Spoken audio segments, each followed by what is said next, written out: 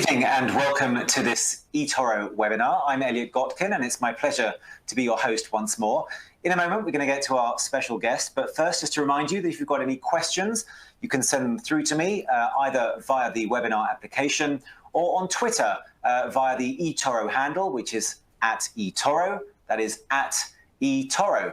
Now, for those of you who have tuned in before, you'll recall that we often talk about crypto investing, but usually as something of an afterthought. Well, tonight it's pretty much all we're going to be talking about, and I'm delighted to welcome our special guest. He is the CEO of Napoleon X, which is an eToro portfolio partner, and his name is Stephane Ifrah. Welcome, Stephane. Thank you very much. Welcome to you as well. Thanks for joining us. So just tell us a bit more about yourself and Napoleon X. Well, first of all, I'm originating from the financial industry. I've been working for more than 20 years in this industry, and so have the team that is leading this project with me. So we are experienced financial people, and we started, I would say, an entrepreneurial adventure 3 years ago when we launched Napoleon Capital, which is a financial advisor dedicated for quantitative strategies, but in the traditional asset market. And then we moved on, or we added a new project, which is Napoleon X project, for which we've done an ICO in February 2018, so a little bit more than 18 months ago. And that gave birth, this project basically allowed us to launch a regulated asset management company in France that is dedicated to crypto product managed using quantitative technique. So like in Napoleon Capital, but on crypto. And, I guess the name, maybe as a British person, the name Napoleon evokes different memories to it than it does to a French person. I always like to talk about Napoleon to an English person, especially when I go to London. But is this indicative of your kind of, your ambition to kind of build a crypto investing empire? It's a very long story. I'm going to try to make it short. First of all, Napoleon is the founder of the École Polytechnique, and two founders of this company, myself and Arnaud, another partner, are originating from the École Polytechnique, and we met there during a big data training. Second, the École Polytechnique is part of our shareholding structure in Napoleon Capital, hence this name. Second, Napoleon is the second most world famous name in the world. So behind second most. Yes, behind Jesus. Oh, okay. So it's a big brand. It links to France, and it's a French project. And the Napoleon coin in France, it's a gold coin, and it's a symbol of saving. And we're in this saving business. Okay. So it was nothing to do with English people. Well, I'm glad to hear that. But what exactly makes, there are other crypto investment managers or other ways to invest in crypto. So what's your USP? What's your unique selling point when it comes to Napoleon X and the way that you invest and manage crypto assets? I think we have, I would say, several characteristics in what we are doing. First, we are 100% quantitative based. Not all the people investing on crypto are fully quantitative based. And this is also our background in the traditional asset market. This is the first thing. Second, we are dedicated on the largest crypto. Why? Because as an asset manager, I need to manage a large amount of money in order to be able to make money for my company. It's easier when you're dealing with a multi-billion crypto than when you're dealing with a few million crypto. So that's the second point. And third, we are traditional financial people that are applying their techniques to the crypto space. And so, and on that point, you used to work in investment banking yourself, as did your colleagues? I used to work for BNP Paribas for 16 years, 8 years as an asset manager, managing almost 3 billion of assets with several asset managers working for me.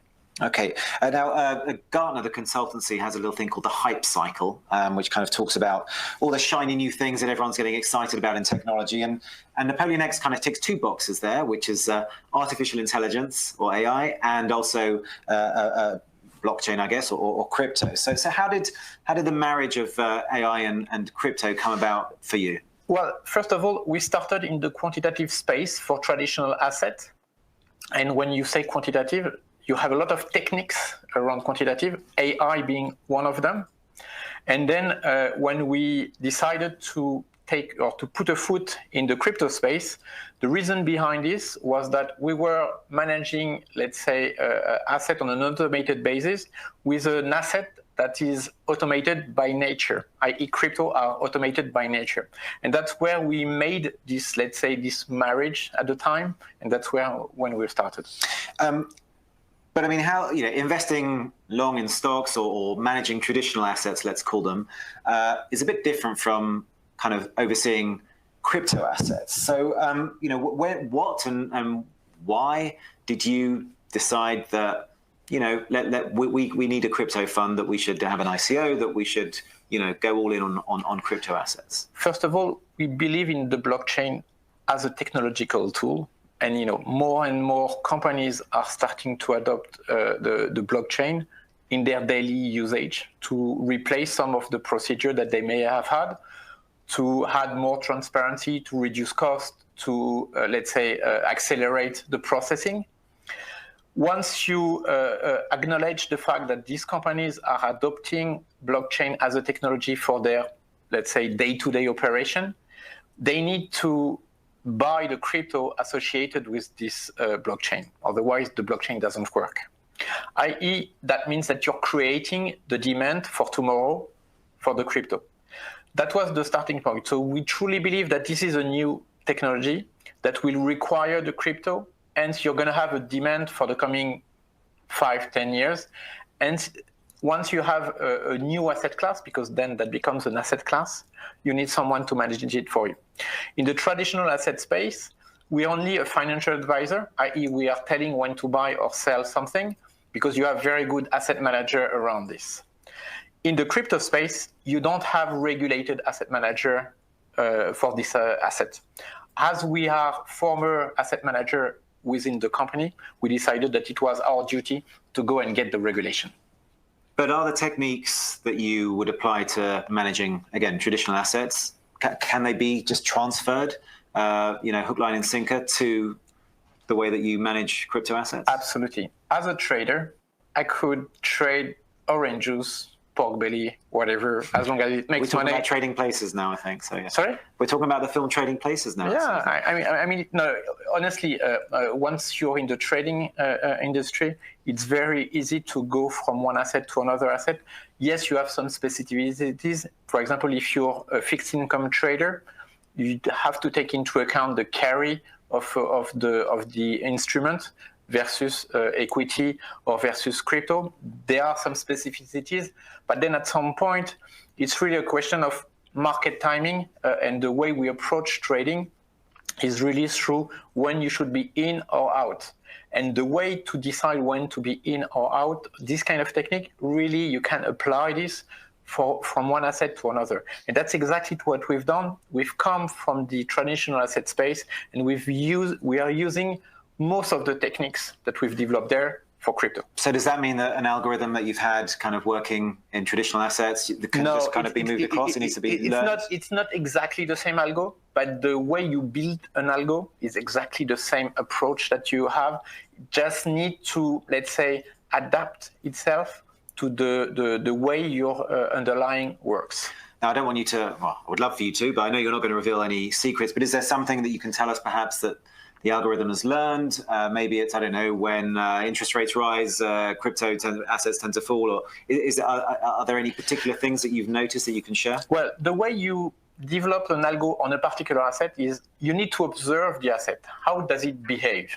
And if you look at the performance of this asset, of the crypto asset, for example, Bitcoin, and you look at the distribution of this performance, usually when you look at an asset, you compare this to a bell curve. I don't know exactly the name in English, but this normal distribution. Normal distribution, exactly.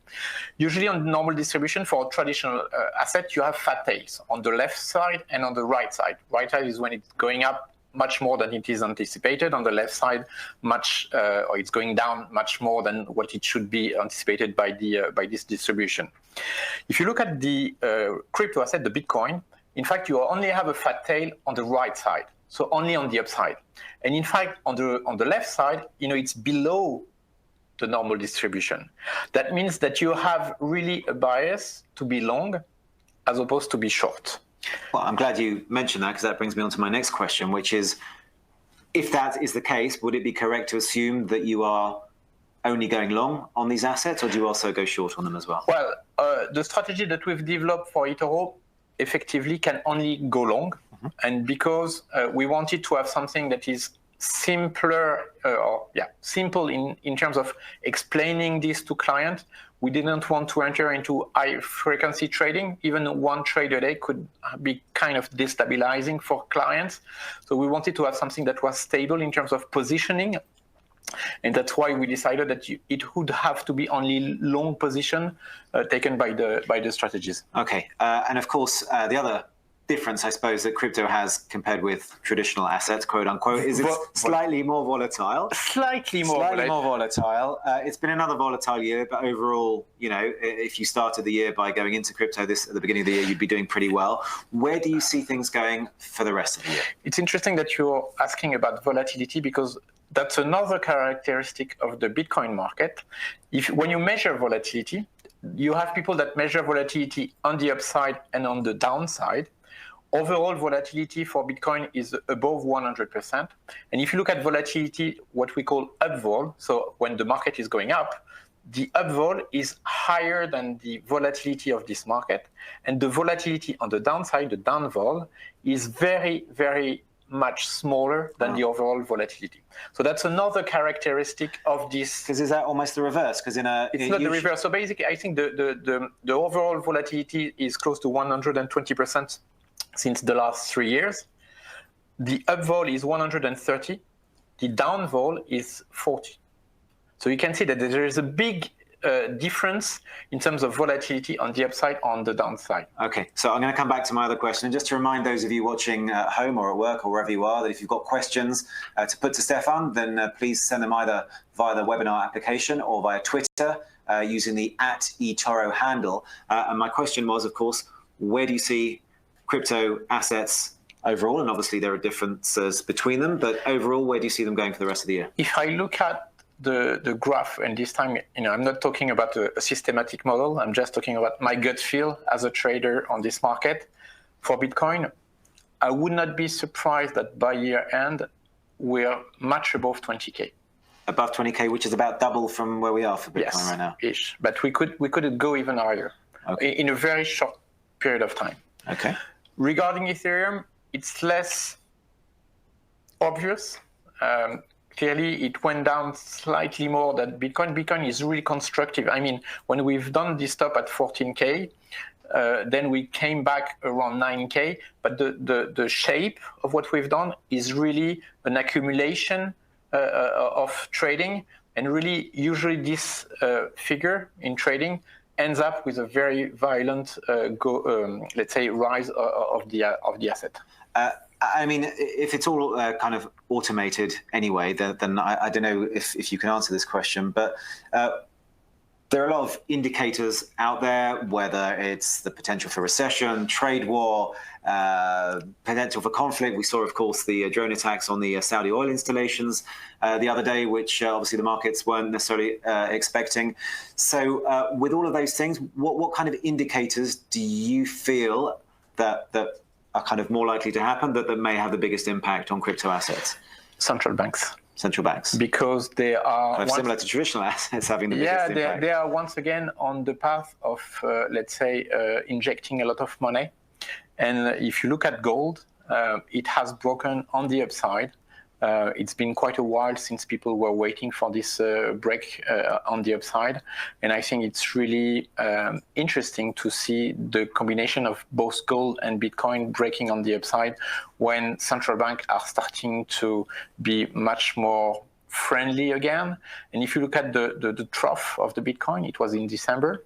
And what happened end of December with the Fed, They've just said that, we are walking away from being hawkish, and we are now going to be dovish again. So you see a correlation between crypto assets and gold, almost as a flight to safety? It's not the correlation between gold and Bitcoin. It's really the correlation of injecting money and where do you put your money at work.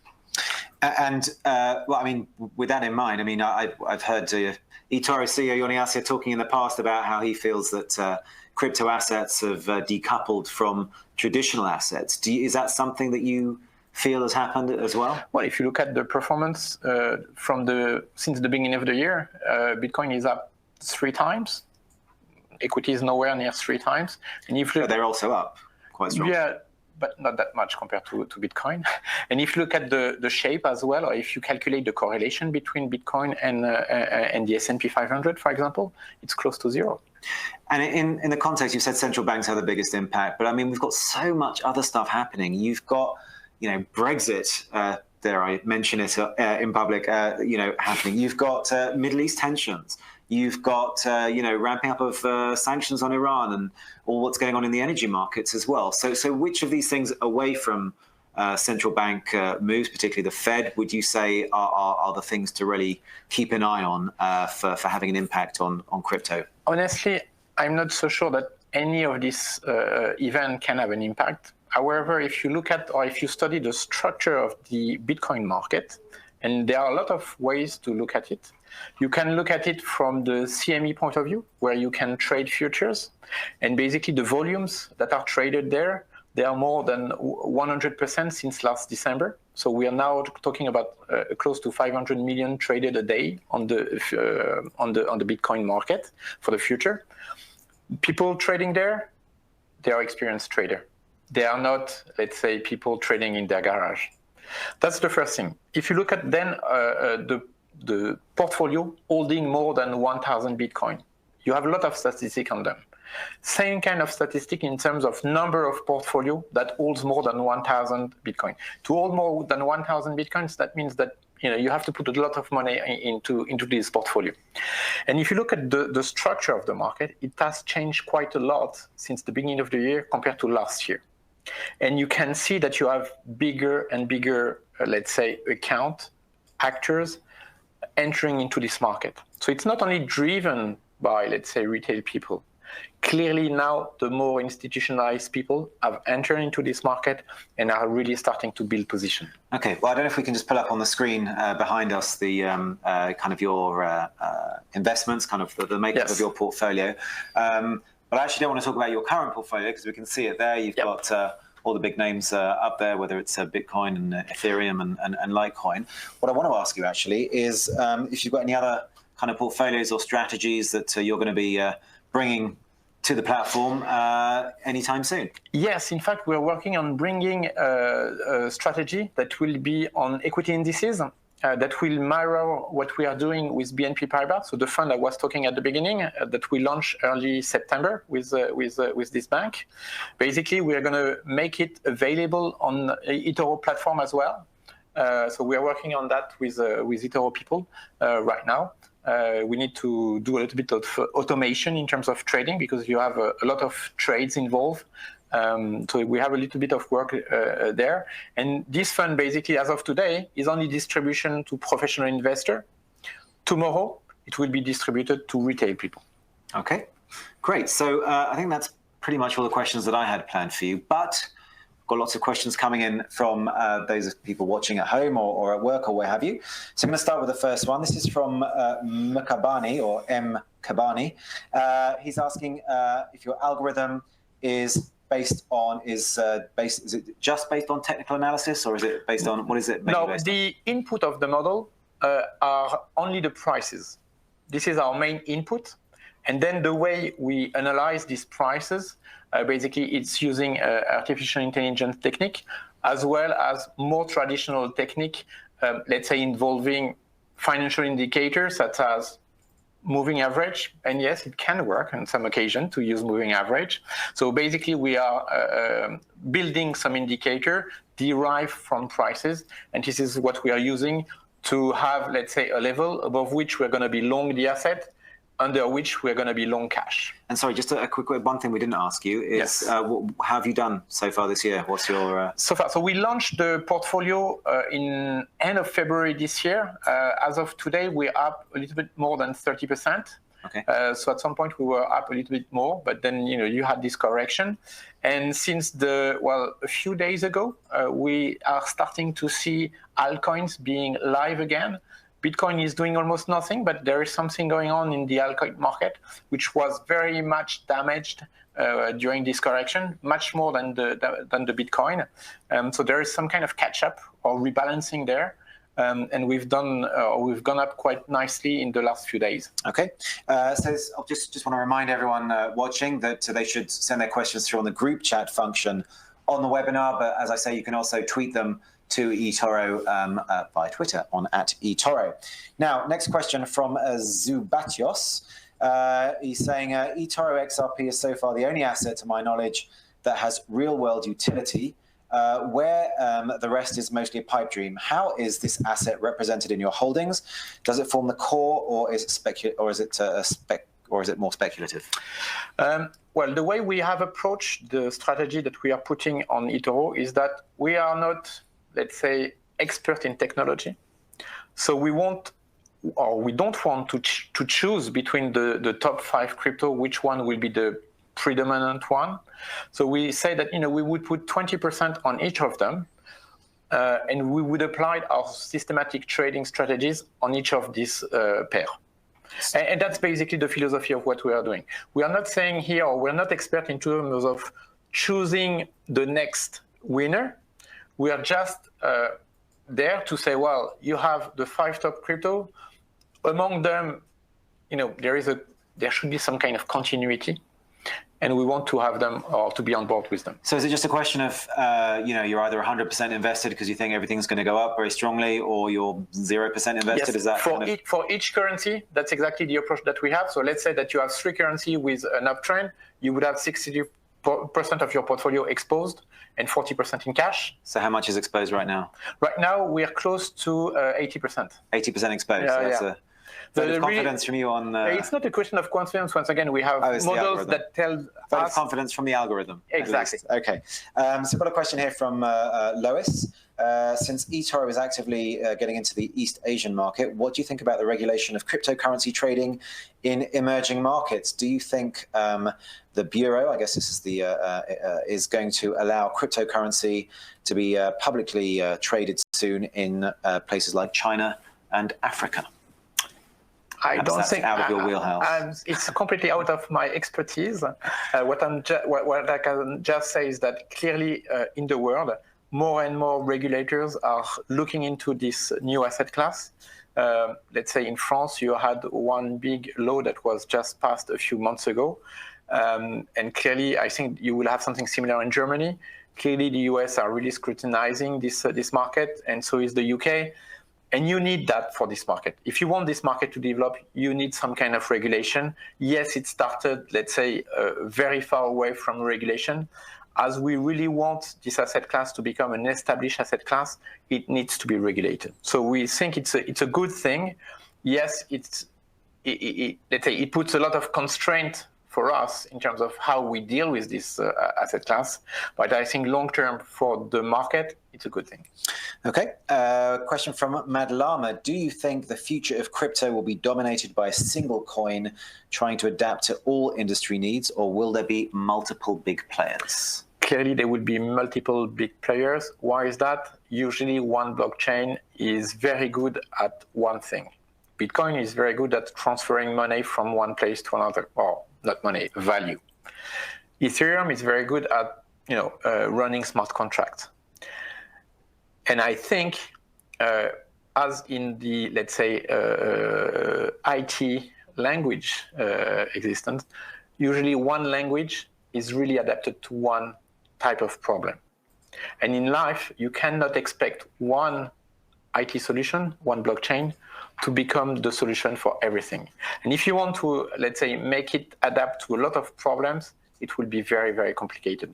So I think there is enough space to have one blockchain for one particular, let's say, use case, And then because this use case, well, they could interact or they should interact. So in some occasion, you will have to have two blockchains interacting with one another to solve one, let's say, operational problem.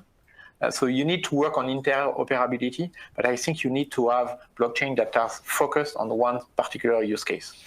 Okay, we have a question from Christopher C. And it's a question about Libra, the potential or the actual or the future maybe cryptocurrency from Facebook. Question is from Christopher C. Will Libra disrupt the disruptors?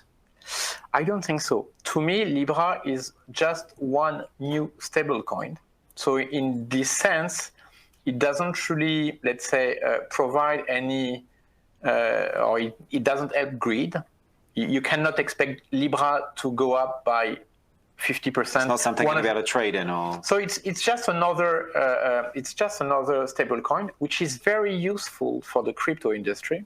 Why is that? Because tomorrow, when Libra is launched, if it's launched, a lot of people, billions of people, will have confidence to invest on Libra because they might have a Facebook account. They might trust into Facebook to put a few $100, pounds, whatever, on their account and transfer it into Libra.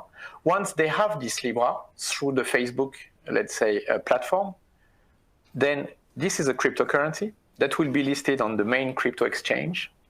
And therefore, they will be able to buy very easily, let's say, more traditional cryptos, such as Bitcoin, Ethereum, or whatever. Whereas before, if you wanted to buy Ether or Bitcoin, you needed to open an account on a crypto exchange that you might not really know. You don't really trust it. Your bank might find it difficult to allow you to put your money into a crypto account.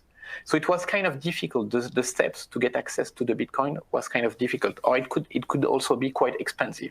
Tomorrow with Libra, it would just be an open door for billions of people to buy into crypto. You mentioned the issue of trust. Of course, there are plenty of people that don't trust Facebook because of its, let's say, the way that it's handled people's privacy and people's data in the past. So in that respect, you think that people will overlook that and they'll just say, you know what, it's just so convenient to book my taxi or send money to my friends with Libra. I'm going to overlook the fact that, you know, their data handling skills have not always been. Imagine putting yourself some money on Bitfinex, which is a crypto exchange, or putting some money with Facebook. Right. I guess trust is relative. Exactly. Okay. So I've got another question here. Would like to know if crypto as an asset class can be used to hedge as a negative correlated assets. I think that's something we were talking about before. It's not negatively correlated to other asset class. It's uncorrelated to other asset class. So if there is something that goes really wrong for the other asset classes, you know, and you have to remember that fixed income market are right on the top with interest rates at the bottom ever. And, you know, you have to remember that you have to pay Germany something like 60 basis points per year for 10 years to lend them money for these 10-year bonds, which is just crazy, but that's another story. So you have interest rates that are so low that it's very difficult to dream about getting some return. And you have equities that are so high or very close to their peak, where you have so many, let's say, risk around, that there is something that can really go wrong, and you would have to pay it on the equity market. Clearly, you cannot say that with crypto. They're associated with a technology that is emerging, that is being more and more used within large company. These large companies are offering now product. You have Fidelity that offers you the access to the crypto market. JP Morgan has launched its coin or will launch its coin. Facebook is launching its coin. More and more enthusiasm is going into this technology, and I think you have to view the crypto that is associated with this big wave, and I'd rather invest in something that is going up, regardless of whether I know the exact value or not, than in something that is clearly overvalued. Okay, final question. I'll ask you to be brief with your answer. This is from Antonio Pereira. Do you use leverage on your fund, or do you just use the actual funds that you've got? On eToro, we don't use leverage. We have capped the leverage at one time. Clearly for prop trading, because this strategy that we have put on eToro, we have similar strategies for our own prop trading account. We can take some leverage, but it's really a question of risk appetite and knowing what you're doing. On eToro, we don't want to, let's say, take some kind of risk for clients in terms of leverage. For us, we're experienced trader. That's our daily job. Okay, well, it's been a fascinating conversation. Really appreciate your taking the time to join us. So that was Stephane Ifrah, the CEO of Napoleon X, which is an eToro partner portfolio. Thank you very much for that. So watch this space. If you recall, he thinks that Bitcoin is going to more or less double by the end of the year. We'll have to see, bring him back here to see if he's right. But for now, that's about all. Thank you very much for watching, and thank you, as ever, for your questions. I'm Elliot Gotkin. It's been a pleasure being your host for this eToro webinar. Hopefully see you next time. Have a very good evening. Bye-bye. Bye, everyone.